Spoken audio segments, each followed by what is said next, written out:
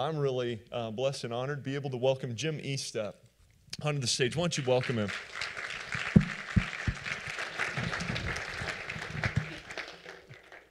I always love getting introductions like that because then I think back to where I started, and I was at a church. This is not an exaggeration, church of 8. I didn't say 18 or 80 or 800. It was a church of 8. And at this moment in my life, I'm thankful for that because one Sunday I was preaching, and a little boy, 3 years old, got loose in the back. His name was Danny. I'll never forget this. He gets loose, and he's just playing back there, so I just keep preaching. And he runs down the aisle and over here. I keep preaching. Grandpa's an elder. He's sitting over here. Grandpa stands up to get him. Daniel realizes he's kind of stuck, so he runs across the stage. I'm kind of doing this number, but I keep going because Grandma played the piano over here. Grandma stood up. I can get him. He runs back across the stage. Grandpa stands up again. He realizes he's cornered. The only way to escape is to climb up the preacher's back. So he proceeds to grab onto my belt and pull. And what scares me about this service is I had a large pulpit that day, and Rory said, "This is what you get." So I don't know if I'm more nervous for myself or for you. But what really got me scared was, at the end of the service, all of a sudden I heard Tony coming up behind me, and I kind of got afraid for a second. I was a little bit scared. But I also love it when, Rory calls me up and says, "Would you like to, do this sermon?" "Yeah, that'd be great. I can preach on Sunday morning." And he says, "Wonderful. You get first time to ever meet Central Church of Christ in Streeter. You get greed and anger. Thanks. Appreciate that. Can I do something like prayer and loving your neighbor?" No. Okay. And just to show my age just a little bit, how many of you remember Gilligan's Island? Aha, look at there, Rory, okay? He went, "They won't know. You'll have to explain it to..." No. For those of you who don't know, Gilligan's Island was a wonderful show. When I got out of elementary school, I would rush home so I could sit there and watch it on television. And it was about a small ship that got shipwrecked. And the crew and the people who were on the shipwreck are on a deserted island. And so here's the thing. Years later, one of the characters was being interviewed, and the interview material got into a book where, what made the show so successful? And he said, well, it's really simple. The 7 characters on the show were based on the 7 deadly sins. You were on an island you could not escape from with people who were living out, literally personifying the 7 deadly sins. Ginger is in the middle there, the redhead, the movie star, was lust. By the way, the young brunette over there on the side to the right was Marianne. Very good. See, if you recognize the characters, yell their name out when I bring them up, seriously. Because Marianne just followed Ginger around doing what? "Oh, I just wish I was so much like you." Envy. Gilligan, yeah, he let the tiki torches burn out. Come on, he fell asleep. Sloth. He was lazy, pathetically lazy. The really smart guy on the island. The professor. See? Okay. The professor. By the way, I don't understand one thing, though. The professor kept trying to rewire that little radio to be a transmitter, and everybody knows you can't do that. You don't have the components. So he wasn't all that bright, but he had a lot of pride. He was pride. By the way, Mrs. Howell actually was gluttony. Now, this is going to sound strange. Excess. You're on a desert island. Your ship has been wrecked. You have no way off. And she would go, "Oh, we're going to the beach. I have to put on my jewelry, my rings, my fur coat to look right for the desert island." The skipper, anger. He embodied anger. Gilligan does something wrong. What was his immediate reaction? Thank you. Take the hat off and just swing. And Thurston Howell III, as if the name alone didn't say it, he is shipwrecked on a desert island with no hope of getting off, and yet he uses the radio every day to listen to the stock report, to get his information about his company, to see how his investments are doing, while sitting on a desert island. I appreciate the opportunity to really say this. When the church came up with the 7 deadly sins and then countered them with the virtues that could actually undo them, they did a great job. They put greed and anger on the same list. Why? Because greed and anger are about self. They're about self-preservation. They're all about who? Yeah. And the thing is, everybody in this room could say, me, and there's lots of different me's. And greed makes my preservation more important than.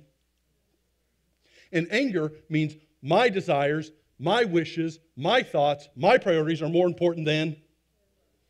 And so I live for who? But they countered it by going, what about justice, generosity, and hope? Now I live for others.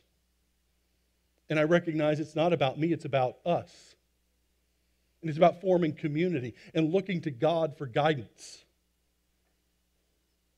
And so today I want us to look at all of these to see if we can shift our life toward a life of self to a life that lives for God and others. So let's take a look at greed. Now, by the way, I teach at Lincoln Christian University. I have a lot of students who are right out of high school. Anybody here in high school? Just want to see. Okay. Right out of high school, they come to college, and guess what they get in the mail? A credit card. And they'll come into my office and say, Jim, what do I do with this? And I tell them to rip it up. Call your parents. Okay? Get rid of it. And not because they're innately bad, but when you put them in the hands of somebody who has waited all their life to be an adult, and now they get a credit card and they go to Walmart, which is pretty much the only place you can shop in Lincoln, okay? And they walk into Walmart and they see that new stereo, or that new iPad, or they see that new anything. Why wait? Why should I have to get a job and save up and delay gratification when I can just go and walk out with it, at least for 30 days until the bill comes, then the phone call from mom. Okay? When we look in the Bible, greed doesn't get a good picture. Greed is what defeats Joshua's army at the Battle of Ai in Joshua chapter 7. By the way, in 1 Kings chapter 21, greed leads to murder. Even Jesus' betrayal by Judas is in part because of the offer of what? Yeah. Take your 30 pieces, everything will be fine. We know you're betraying someone you love. This will make it feel better. Take it. In the Old Testament, false prophets, Isaiah chapter 56, their motivation is greed. They begin to lead people to follow them. And ironically, in the New Testament, false teachers in 2 Peter chapter 2 have the exact same motive, greed. How many remember the 1987 movie Wall Street? And by the way, even if you never saw the movie, this quote has become iconic. Gordon Gekko, the main character, who is a corporate tycoon, stands up in front of his shareholders, grabs the microphone and says, for lack of a better word, greed is good. Greed makes us powerful. Greed gets us what we want. We love greed. Almost prophetic, isn't it? Of what happened in 2008. By the way, in 2014, The Wolf of Wall Street. A newer story, same message. We never learn our lesson. But see, it's so easy for us to think that greed is just simply what happens on Wall Street or in the movies or with that 1% that seems to be all the rage. Until we look at our own life. We live in the United States. This is our poverty line. This is the rest of the world. I was sharing during the break that I get to work internationally with Christian schools and such. There's a school, Christian school in Africa, that has an actual school building. It's amazing. Because the school building is built out of derelict cargo containers. The ships that go overseas, they have the large cargo containers on their deck. When those things break, they give a school who weld them together and turn them into dormitories and classrooms. So literally, our derelict cargo containers become their dormitories and housing and school buildings. I've seen bumper stickers that say, "He who dies with the most toys wins." And I'd expect to see those on like Volvos and Mercedes or BMWs, but I see them on old Fords and Chevys. It just doesn't seem to fit. But maybe it's because people are trying to be rich, trying to appear to be rich, that they end up being poor. And it's all because of this. Greed makes one thing that makes us happy, and that is it. There it is.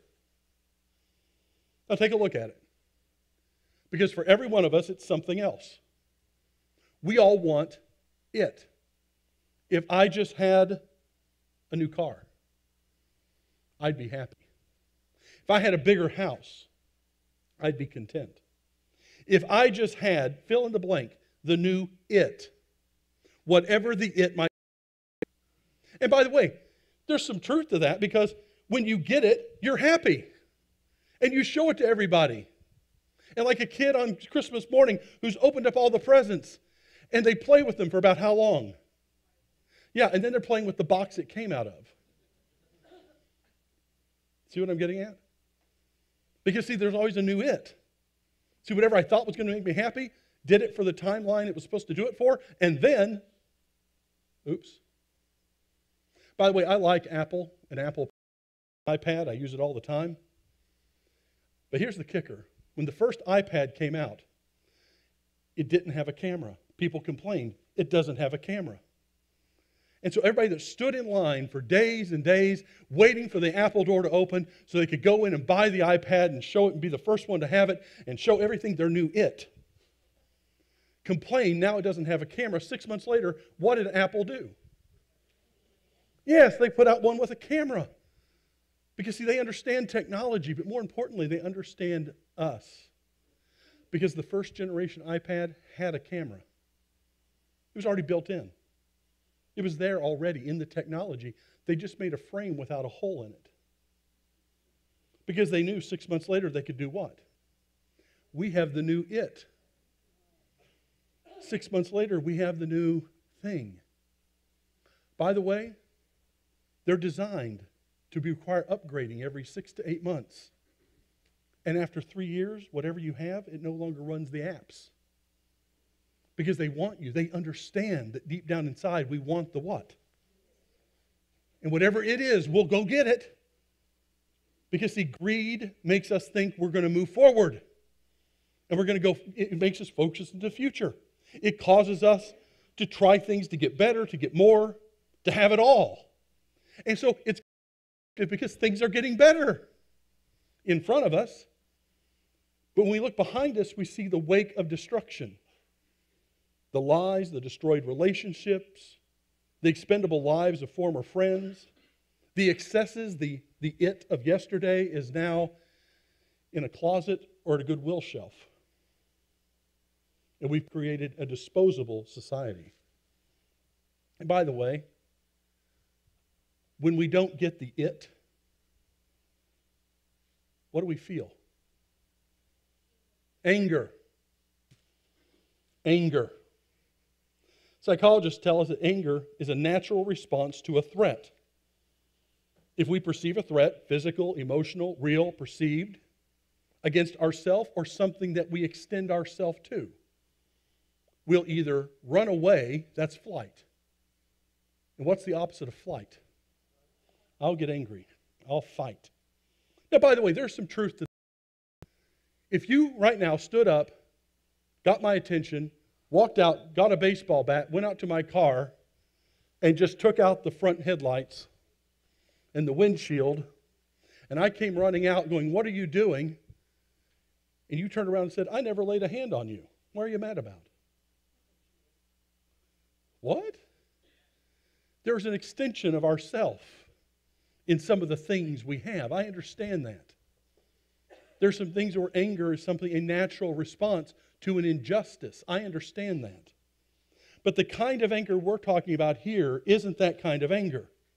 You see, the kind of anger we're talking about when it's that righteous indignation of something you did was wrong. By the way, the Bible talks about, tells us that anger is the result of sin, unbelief. By the way, anger at ourselves is when we find ourselves in error or we find ourselves being disobedient. But at the same time, the Bible also has a natural response that when, for example, in Joshua, when he saw the idolatry of the people, it angered him because of their unfaithfulness.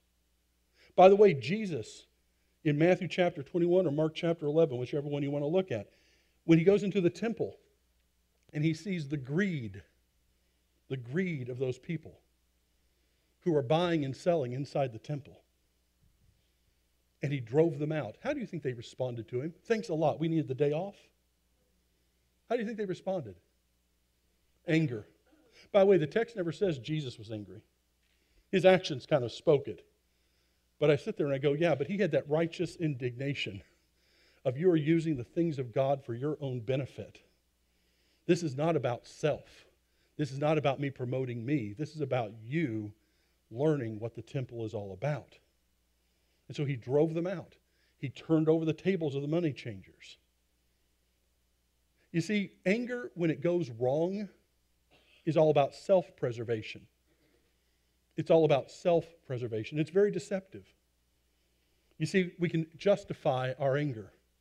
But what we need to realize, as Jesus did, that anger can lead to horrible consequences. In Matthew chapter 5, verse 21, in the Sermon on the Mount, he said, "You have heard it said to the people long ago, 'Do not murder, and anyone who murders will be subject to judgment.'" And I imagine the audience sat there and went, yes, of course. We've read the Old Testament. We've heard the commentaries. We've heard the rabbis. We know what people say about it. We understand the difference between murder and killing. We get it. None of us have ever done that. Verse 22, "But I tell you, anyone who is angry with his brother will be subject to judgment." Oh, that's another story. You see, I like harboring my anger. I just don't act on it. And when I don't act on it, what happens? It builds and builds and builds. And as one person put it, anger is actually punishing yourself with the mistakes of another. Jesus understood the severity of anger because he remembered that anger is only one letter away from danger.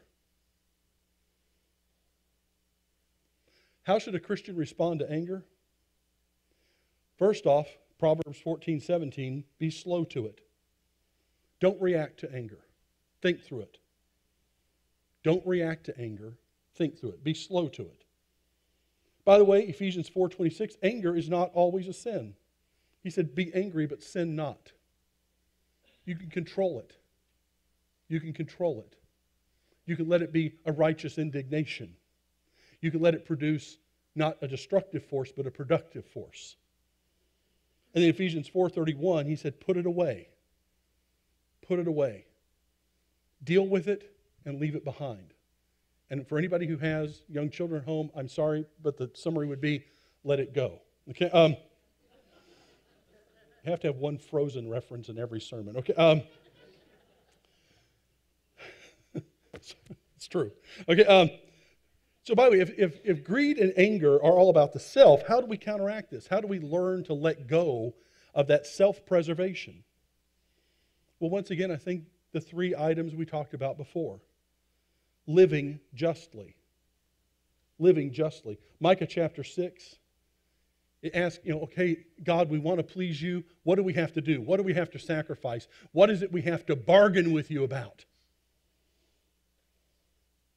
Micah chapter 6, verse 8 said, "He has shown you, O man, what is good and what the Lord requires of you, to act justly, to love mercy, and to walk humbly with your God." To act justly. See, whenever I read the wisdom literature of the Old Testament, the minor prophets of the Old Testament, the book of James in the New Testament, the epistles of John in the New Testament, there's a basic tenet to them. Faith is vertical. It is my relationship with God. It's my faithfulness to him. But the thing is, if that's all I make it, that's only half the picture. See, because God is also concerned with what? The horizontal. You see in the minor prophets, oh, we believe in you, God. We'll support you. We'll give to your temple. Yes, but you're robbing the people, and you're mistreating workers, and you're lying, and you're cheating. Yeah, but you're not concerned about that, God. You just want to make sure we love you. No, this is also what I am concerned about. I was teaching a Bible study in Michigan, and they started laughing at me because I didn't realize the gesture I was using. Every time we would go through the Epistle of John, he would talk about loving God and loving your fellow man. And they just started laughing, going, you're blessing us. Thanks a lot. It's like James saying, how can you use your tongue to praise God and then curse men made in the image of God? There's this integrated faith. There is this cruciform faith that brings those together. So how do we live justly? Will we speak the truth in love to all people, not just to those who we necessarily like? We consider someone in the world who is marginalized, someone the world has shunned, and we stand up for them. By the way, high schoolers, junior hires, just a little quick note.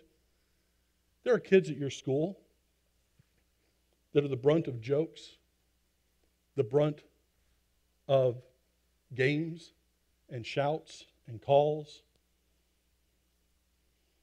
Befriend them. Sit with them at the table. Lift them up.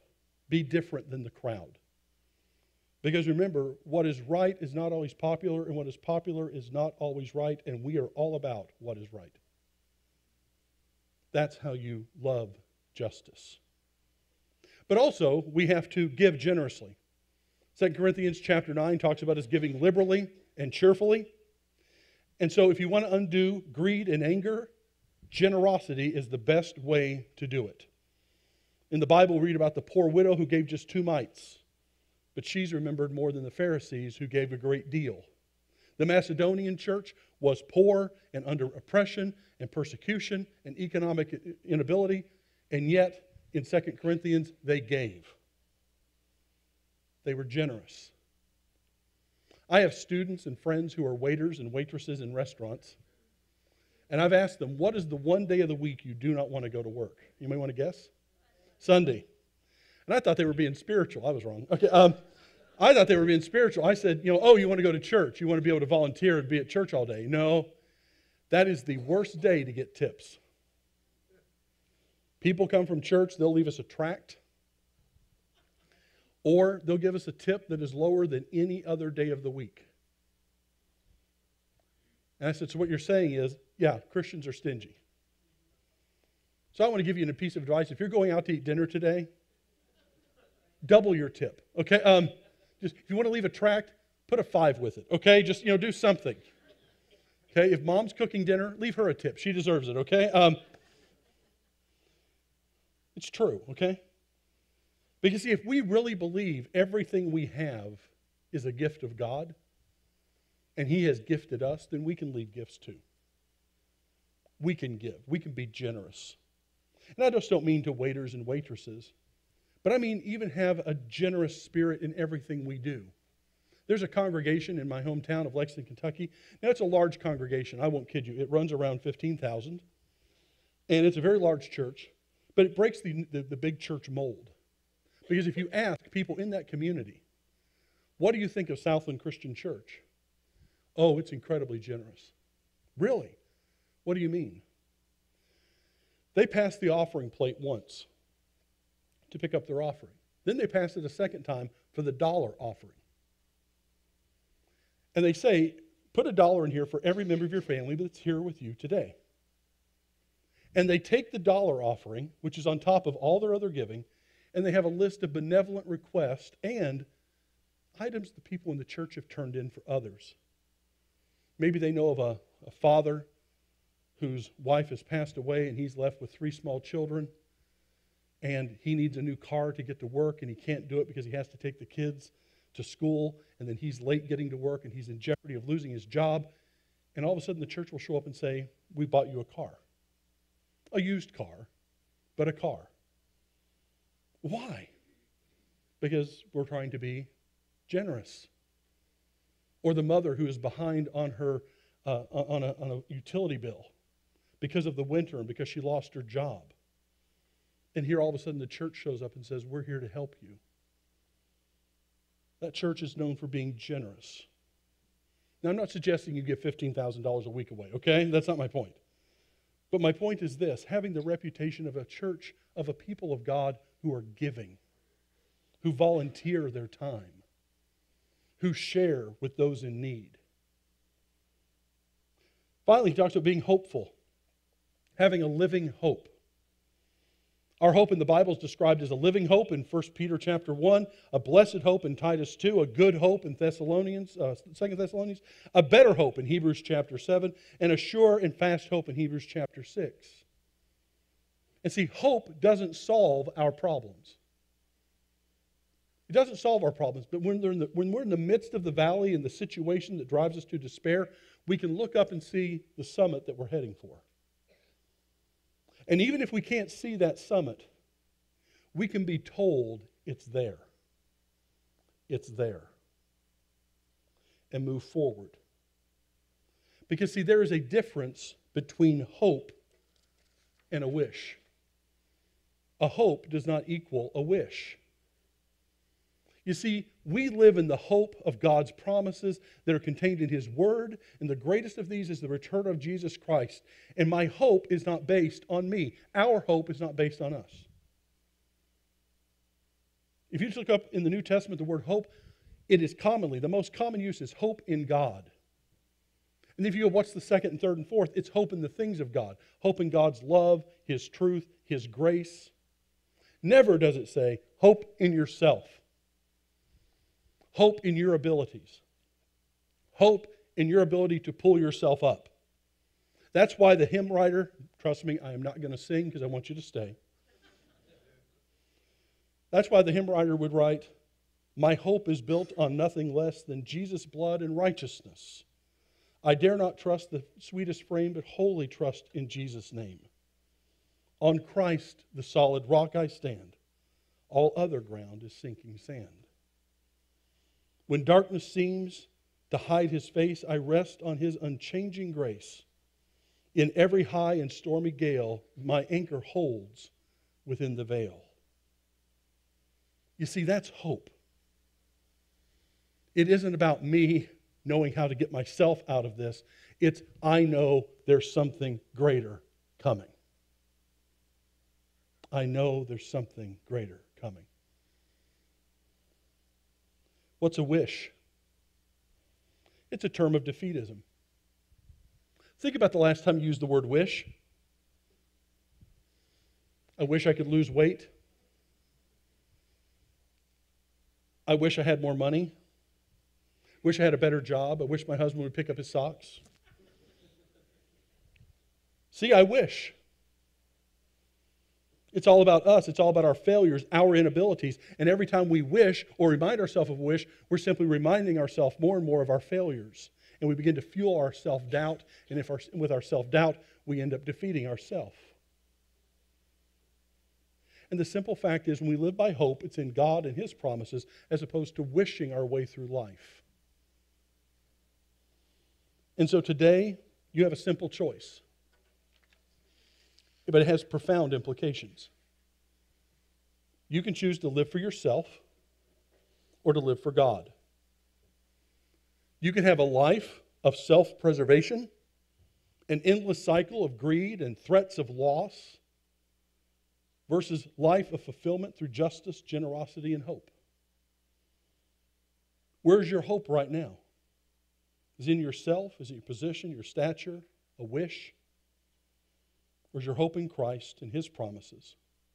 Beyond this life, beyond yourself, beyond your circumstances. Think about that.